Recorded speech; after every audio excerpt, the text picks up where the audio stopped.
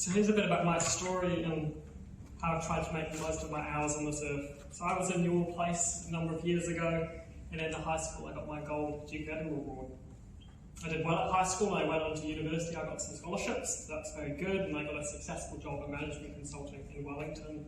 I was helping with consulting with some of New Zealand's top executives. This was maybe a very successful job in many ways, but didn't really fulfill what I wanted to do in life. It wasn't helping me lead a life that I was truly proud of. So I did something a bit radical. I made a choice, and I gave everything I had away. I went to seek God and what was my purpose in life, and what did I really feel was meaning to me. That led me to spend a few years overseas, 2 of which were in Africa. So I spent a year in Uganda working with ex-child soldiers, and another year in Sudan was helping an international charity who built water wells. While in Sudan, it was a difficult time with the government, and my team was kicked out of the country.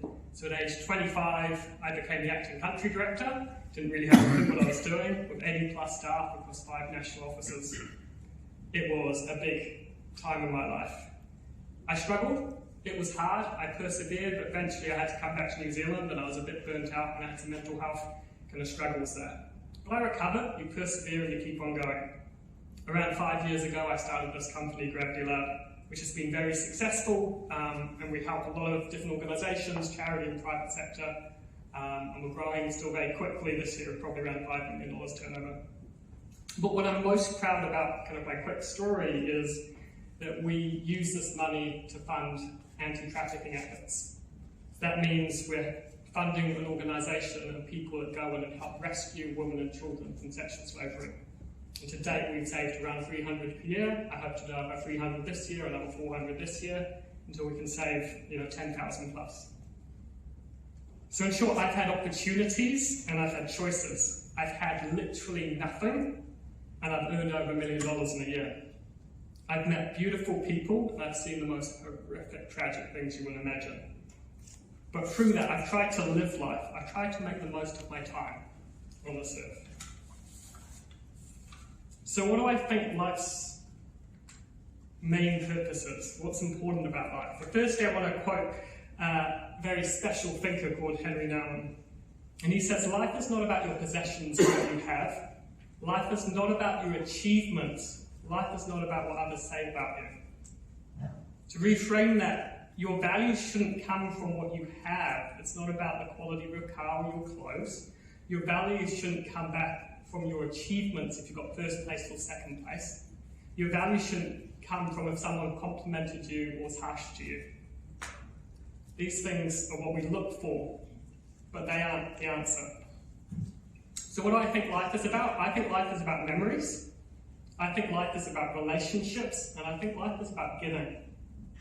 So I implore you, please invest in memories. You are literally the product of your memories. So live life. Say yes to new experiences. Keep giving things a go. When did you actually regret doing hard things? They were tough, but you made it through, and they're part of your story. So say yes to more of those life-defining moments. I've tried to live in memories, and I've tried to invest in memories. I did that crazy thing of moving overseas and giving everything away. It was a big risk. It didn't make sense. Other people said no, but I decided to try and live life and do it anyway. Secondly, I say invest in relationships. We are literally made for human connection. Involve others in what you're doing. Even when people are difficult or it seems easier to do it by yourself, make the effort to involve others. A life shared is a life lived. Amazing moments in isolation are not the abundant full life that God has for us. So I've tried to invest in relationships, and that's where my life has come alive. There's many, many things I've done. I don't remember most of them, but I remember the things I did with others. One example, let's come back to the Africa story, is my brother visiting. And I remember when he visited, I remember the memories we shared. I remember walking through the streets, the little villages. I remember going whitewater rafting. I remember visiting hospitals to help those in need. I remember the things I did in relationships. So please invest in relationships and do life with other people. And lastly, and probably most importantly, please invest in giving. Giving is doing something meaningful in your life. Giving is leaving a legacy. Giving is making a difference. Giving is contributing. Giving is helping. Giving is where we fully come alive, and it's your purpose on this planet. So my question to you is, what sort of world do you want to live in, and what are you going to do about that? I want to live in a world that everybody has freedom. I want to live in a world where people are respected and people are valued with their inherent worth. I don't want to live in a world that allows people to be trafficked and sold as sex slaves. So I'm doing something about it. What sort of world do you want to live in? What's important to you, and what are you going to do about it? I want to live in a world where we help each other regardless if it makes sense or it's justified or they deserve it. I want to live in a world that imagines I could be the homeless person on the street, I could be the unemployed person, I could be the sick person, I could be the annoying person, I could be the abused victim, or I could be the abuser.